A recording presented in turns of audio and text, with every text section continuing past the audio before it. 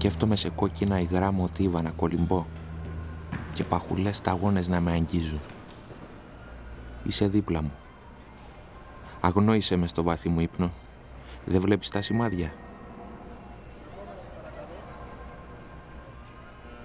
Οι παλμοί μου λιγοστεύουν. Όχι ξανά. Κρατώ το στόμα μου κλειστό. Δεν επιτρέπω να μπει αέρας. Οι εικόνες γύρω μου, πρόσφατες, ευτυχισμένες, περνούν από μπροστά μου. Βλεπόμαστε. Είμαστε καλά μαζί. Μιλάς και δεν ακούω. Ασφυξία. Είσαι ακόμα εδώ?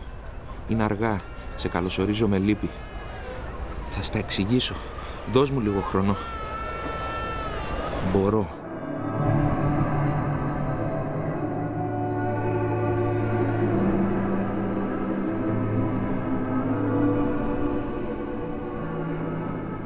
Έχασα τη δουλειά μου πριν από 3 χρόνια. Δεν ξαναδούλεψα από τότε. Η κρίση δεν μου το επέτρεψε. Ευτυχώς ήμουνα μόνος και αφοσιώθηκα στη μελέτη των παρατηρήσεών μου για αυτήν τη γυναίκα και για όσα δεν είχαμε ζήσει. Αυτή έγινε το έργο της ζωής μου και μου έδωσε τροφή για να ζω. Εκείνη η μέρα ήταν μια υπέροχη μέρα.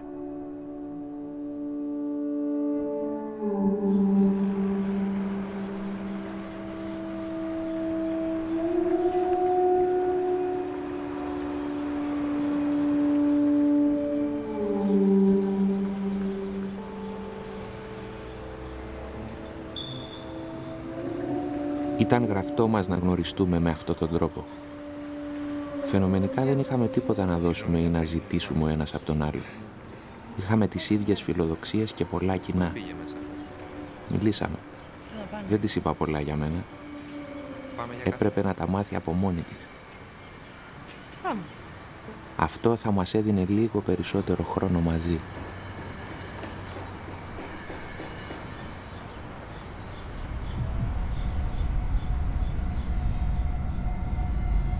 Η σχέση μας διήρκησε λίγες εβδομάδες. Ποτέ δεν της έδωσα τον πραγματικό λόγο και το είχε καταλάβει. Αυτό μάλλον την είχε πληγώσει πολύ, αλλά για μένα ήταν η λογική εξέλιξη των πραγμάτων.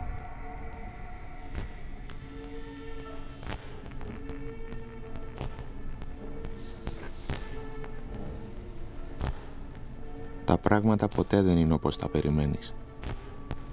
Ποτέ δεν είναι όπως τα λένε.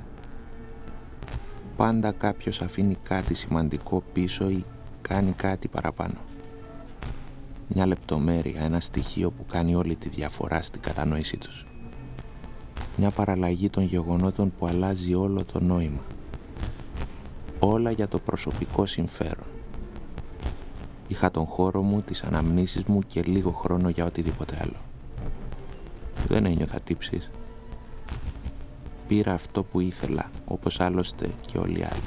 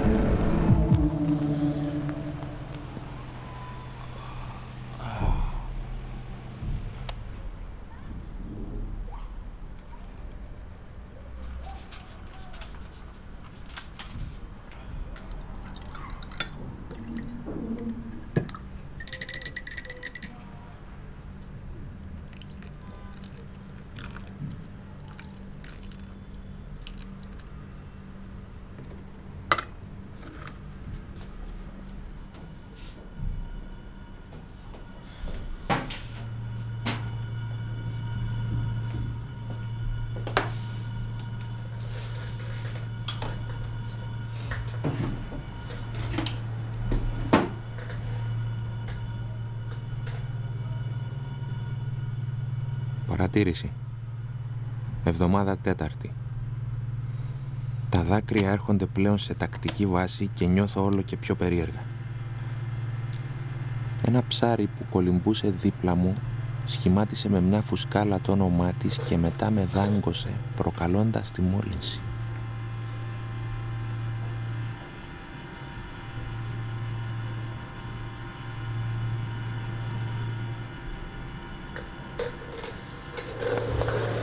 Μυκητοβακτηριακή μόλυνση.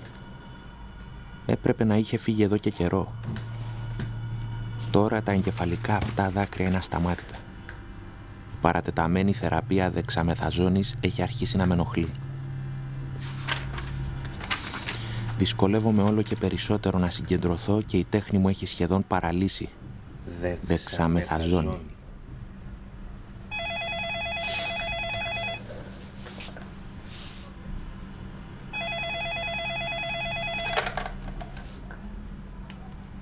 Γεια. Ελπίζω να μην σε ενοχλώ. Μου ζήτησε να βρεθούμε. Στο πάρκο. Σήμερα. Δεν το περίμενα. Έγινε. Δέχτηκα. Γεια. Μάλλον της το χρώσταγα. Ελπίζω να μην χρειαστεί να της εξηγήσω. Τα κορτιζοστεροειδή έχουν βρεθεί να προκαλούν τερατογένεση σε κλινικές δοκιμές σε ζώα.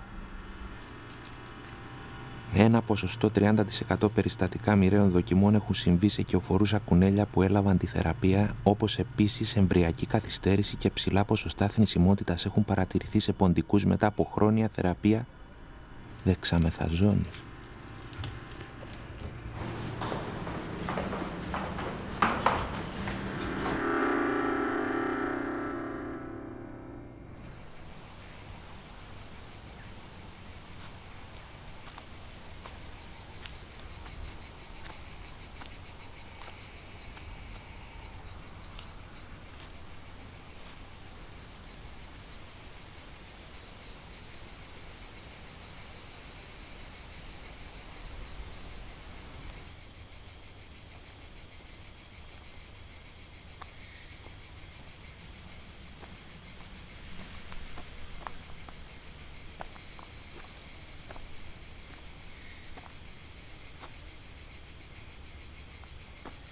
Ευχαριστώ που ήρθες. Συμβαίνει κάτι το μάτι σου. Είναι μια μόλυνση που δεν λέει να φύγει. Βάζω κάτι σταγόνες.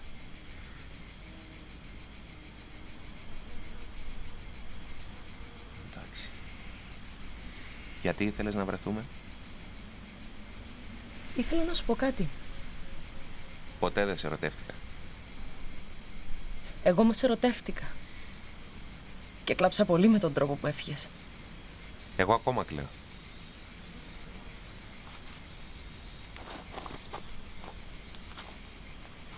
Νομίζεις ότι θα ήμασταν καλά μαζί? Σήμερα είναι τα γενέθλιά μου. Χρόνια πολλά. Αυτό με φέρνει στο λόγο που ήθελα να σε δω.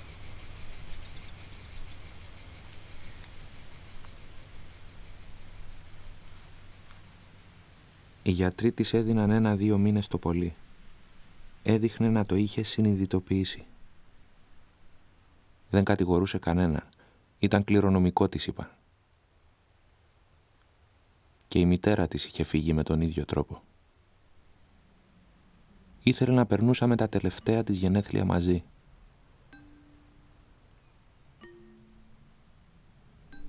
Είχα κι εγώ ένα μυστικό που δεν το είχα μοιραστεί.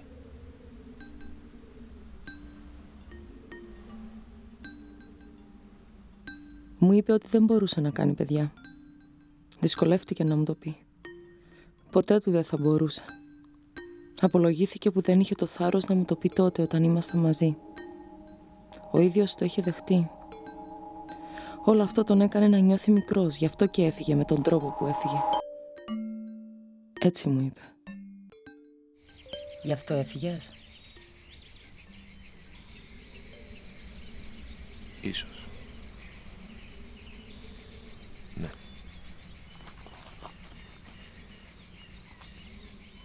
Και σε είχα ερωτευτεί. Είπα ψέματα πριν.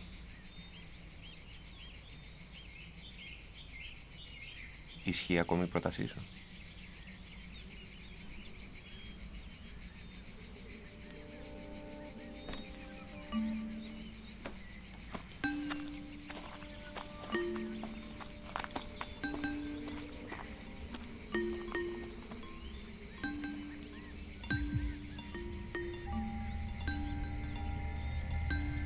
Δεν ένιωθα άσχημα για αυτά που μόλις είχα πει. Ήμουν απεγνωσμένη πολύ καιρό.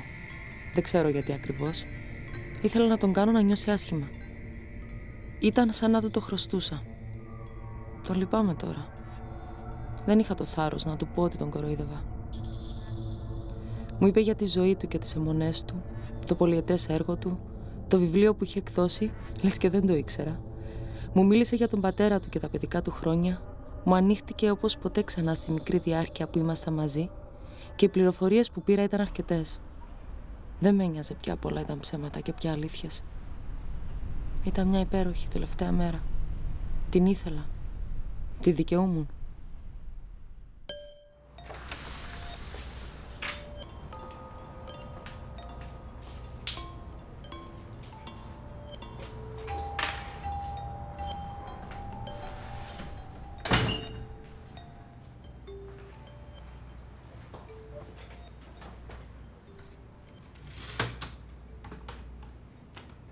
Τα δελφίνια δεν αναπνέουν αυτόματα αέρα για οξυγόνο. Κάθε ανάσα για αυτά είναι μια συνειδητή προσπάθεια. Έτσι με έκανε να νιώσω η τελευταία μας αυτή συνάντηση. Όλα ήταν συνειδητά. Κάθε ανάσα μου ήταν αποτέλεσμα πολλής σκέψης και...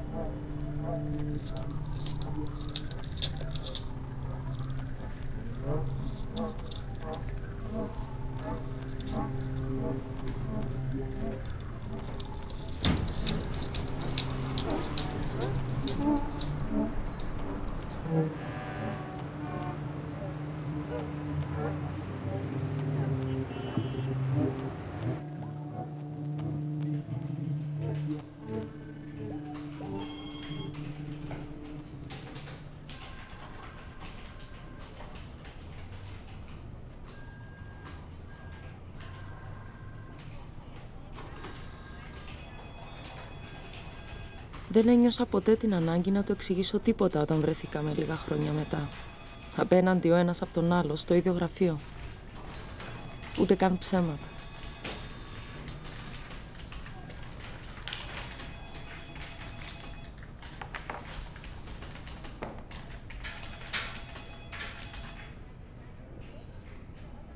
Δεν ξαναμιλήσαμε ποτέ.